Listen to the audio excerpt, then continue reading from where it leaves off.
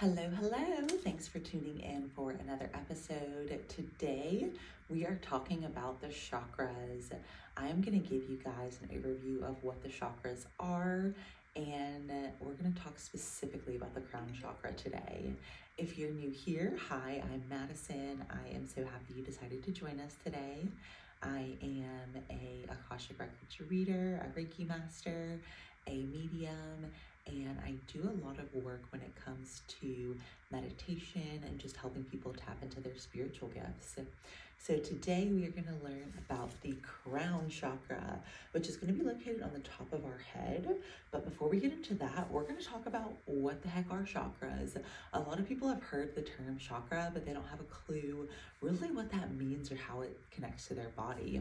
So let's talk about what chakras are. Chakras are these energy centers or energy vortexes that are within all of us. So we traditionally think of ourselves as having 7 chakras.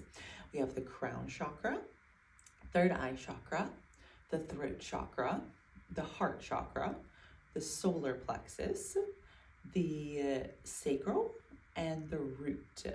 And so we have these 7 energy centers within our body, and each one is tied to maybe extra senses that we have in terms of the clear senses or the clear abilities. It can be things that lead us to our intuition. It can be connection to the divine. It can be a lot of things that just allow us to check in with the state of our mental and physical health and how the two are working together. So let's get into it. Your chakra system is actually what supports your physical and your energetic self. So if you've ever heard the term, the energy was off, or you've ever left an interaction, you're just like, I don't know, their energy was weird tonight. It probably means they were dealing with something that was triggered to a specific chakra. For example, maybe somebody is feeling a lot of just trouble or shame around speaking their truth and standing in their authenticity. That might show as maybe them being kind of reserved or closed off, or maybe not engaged. And that a lot of times is attributed to a block in the throat chakra. And so what Reiki as a whole does is Reiki actually goes in and assesses all the different chakras and then adds different strength or healing or support or whatever to each chakra based on currently what's going on in that person. So that's a little bit about the connection of the chakras and Reiki, because a lot of people are like, I've heard of chakras, I heard of Reiki, I don't really know what they are. So that's a little bit about what that looks like. So whenever you specifically have been feeling really run down, that can be a good sign that your chakras are out of alignment. So for example, maybe if you have been working a ton, but you haven't been doing anything that's fulfilling for you, your heart chakra might feel a little bit out of alignment. This can come through as anger, as guilt, as remorse, as maybe treating people in a way that you wouldn't normally. And so a lot of these, mental and physical struggles that we have can actually be addressed through channeling through different chakras, clearing different chakras, and sending really positive energy to each of our chakras. There's a way you can do this to yourself, and there's also a way you can have this done by others. We'll get into a little bit more of that towards the end. So all living things have a chakra system. So I have a chakra system, you have a chakra system, that tree outside has a chakra system, your dog has a chakra system, and all it is just these different ways that we have these energy centers, because at the end of the day, everything is energy. Everything is different levels of energy. There's high vibrational energy that's going to be a lot more positive, a lot more fulfilling, a lot more full of love. And then there's lower vibrational energy that can be rooted in fear and anger and hatred. And what we're doing whenever we bring our chakras up is we're moving from that place of hate or fear or anger to a place of love and positivity and letting go and really just embracing all that life has to offer. So a lot of times our physical symptoms will manifest because of blocked chakras. So for example, I one time was in a situation where I really just didn't feel heard or understood at work. Like I would speak, but it didn't feel like there was maybe an understanding. And during that time, my throat chakra was really blocked, and that for me started manifesting as my lymph nodes getting really swollen and me just feeling really uncomfortable talking. And it ultimately led to just a lot of insecurity. And so as you see there, I kind of started with, I didn't feel heard at work. And then you progress down to like, oh, this created insecurity that made my throat chakra closed off. So a big way that you can kind of figure out where maybe some of your things are coming from is to keep asking why whenever you're trying to go through a specific problem with yourself. Alrighty, some common misconceptions about chakra work, energy healing, all of that. Some people think that chakras or Reiki are tied to a specific religion. They are not tied to any religion. They're more just kind of universal knowledge. So when we talk about just kind of universal truths, universal knowledge, just about how things work in the metaphysical realm, Reiki is more just kind of a universal truth. Chakras are more of a universal truth or understanding, as opposed to a religion. So you can believe in whatever you want and still, do work on your chakras. One doesn't negate the other, if that makes sense. Another thing that is a misconception about chakra work or energy healing is that chakra work is dark magic. That's very not true. Whenever you are aligning your chakras or connecting with Reiki energy, you are connecting to life force energy, which is this higher vibrational light frequency. And that's really what we're working with when we're talking about our chakras, when we're talking about chakra healing. Reiki is really just connecting to this life force energy, this high vibrational energy. And what happens is physiologically, whenever you're doing Reiki on somebody and you're tapped into that higher energy or high frequency, you're literally able to give them that higher frequency into their body. And, the higher vibration means the more the cells are vibrating. So that kind of goes from person to person, and that helps to actually lift the mood. So that's a big way that Reiki works behind the scenes and kind of some fundamentals that you see. So let's talk about the crown chakra specifically. I wanted to go through a little bit about just what are the chakras, how are they working, misconceptions, all of that. And now we're going to get into the crown chakra specifically. So the crown chakra is going to be located on like the top middle of your head. And this is going to be largely your connection to the divine, your higher power, spiritual guidance, all of that. So this is very much going to be your connection to oneness, your understanding that like we are all one, understanding of like universal consciousness. There's a lot of that comes into whether or not your crown chakra is open.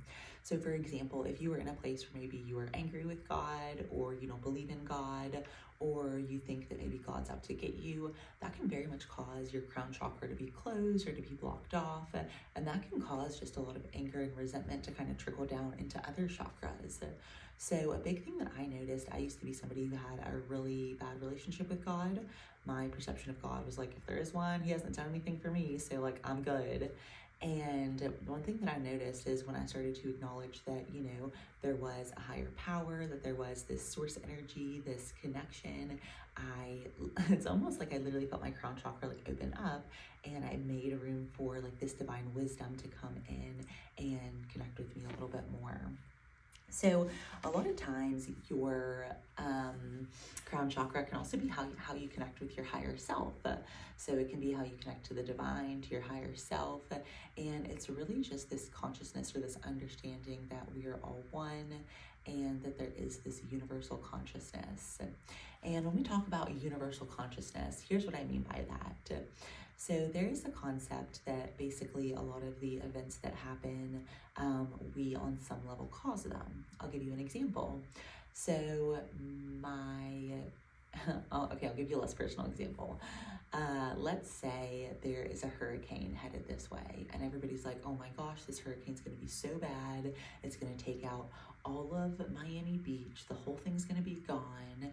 Like, we literally speak these things into existence sometimes, and we don't realize that the things we speak can translate to things that happen. So that's a little bit about kind of how universal consciousness works. You could not even live in Miami, and there could be a hurricane headed there, and you could, help the universal consciousness that the hurricane impacts badly just by being like, oh my gosh, by living in fear. And almost like is how you can manifest your reality to be positive, you can do the same thing with negative. And so a lot of that is what we're talking about when we talk about just universal consciousness, is this concept that the things we speak, the things we say out loud, a lot of times manifest into reality, even if that's not our intention. So, like I mentioned, if you feel angry with God, your crown chakra a lot of times can be stuck. And this is pretty easy to kind of just unblock. One thing that you could do is just, invite a higher power to connect with you. I know in some religions you like invite your higher power to kind of become one with you, or even just an acknowledgement that, there is a higher power. There has to be something working, in all of our favor. So, this is going to be located in the top and center of our head. The colors that are normally associated with the crown chakra are purple and white. So with each chakra, we also have affirmations. So for example, if your crown chakra, you're like, ooh, based on this, my crown chakra, like I don't even think I have one, right? One thing you can do is you can use I know statements. So every chakra has like an affirmation that you can use. So the crown chakra is I know. So for example, you could say, I know that we are all interconnected. I know that I have a higher power. I know that I have an angel team looking out for me. I know that I have spirit guides. I know that spirituality exists, or that faith is real.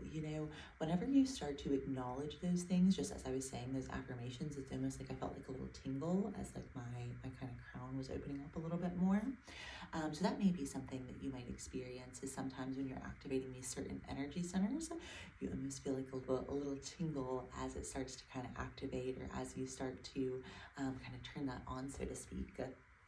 So a big thing that's also connected to the crown chakra is understanding how we're connected to the divine. So some people think that God is angry and we should be afraid of him, and maybe they believe that there's a God, but they like believe because they don't want to go to hell, not because they actually want to have a relationship with God. That can also cause a blockage in the crown chakra. And so that's something that, can be easily, resolved by maybe acknowledging that at the end of the day, we do write a lot of our own story. One thing that really helped for me is whenever I shifted from this mindset of being like, oh my gosh, everything bad that's happened, God should have protected me, to understanding that if you're a human, bad things are going to happen. And it's all about how you use those things to learn, to grow, to experience whatever, as opposed to being like, oh, if that one thing didn't happen, I use the phrase a lot, just because it would have been different doesn't mean it would have been better. And a lot of times we think that because maybe our life turned out differently than we expected, or we expected things to come through a different way, we're like angry at God for that. And so releasing that can also really help to just open up that crown chakra a little bit more. So understanding, that you can have a higher power, that you are connected to a higher power, and that you can choose to connect with your higher power anytime. I think that is really a great way to also just kind of open up your crown chakra, and also be able to start to experience, that higher power love. So I hope you guys have enjoyed this episode about the crown chakra. I actually have a few Reiki classes coming up, and I'm also working on getting a Reiki class online. So if you want to get your Reiki certification completely online, that will be an option here in the next probably 2 weeks. If you want to join me for a class, I will link everything for my website in the notes below. I also have an amazing retreat that I'm partnering with my girlfriend Shannon on. Shannon's a Reiki master, amazing sound healer. She's a yoga certified. She is a crystal healer. She is amazing. We're doing a retreat together, and it's going to be in September. There are only 8 spots open. Well, now realistically probably like 5 or 6 open. So we've already had people kind of secure a couple spots so far. What it's going to look like is we are going to Sedona for 6 days, 5 nights. We are going to have a big house rental. So we'll all be staying together in a house. And during this time, we are doing all the spiritual things. So We are going to be doing a Reiki certification out there. We are also going to be doing sound healing, meditation, yoga, all of those sorts of things.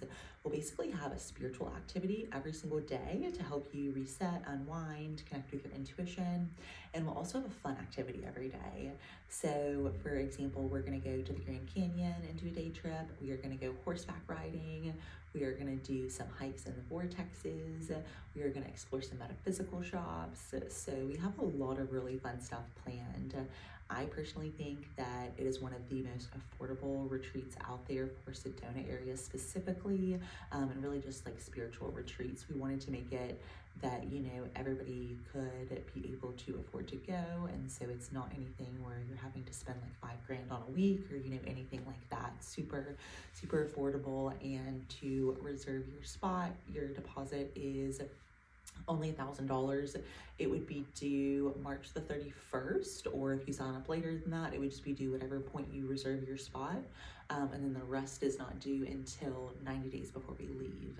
So to give you an idea of what that looks like, we have a lot of fun things planned. We are really excited to just create community, create memories, have spiritual awakenings, be able to talk about all the woo-woo things, and really just excited that we set the intention that it'll just be a really great time of community building, of awakening, and that the right people will be there. It'll be 10 of us total, including me and Shannon. So me, Shannon, and there's 8 spots.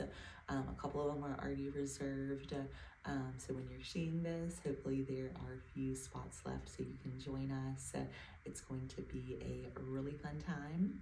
We are also thinking about launching another retreat, a little bit more local, maybe like Outer Banks of North Carolina, something like that. So if that's something that you would be interested in, or if you have location suggestions, drop them in the comments. Would love to hear where you guys want to go. Me and Shannon are basically doing like all of the events and stuff like that, so we can really create them anywhere. So yeah, I'd love to hear where you guys want to go. So I hope you have enjoyed this episode, and as always, happy healing.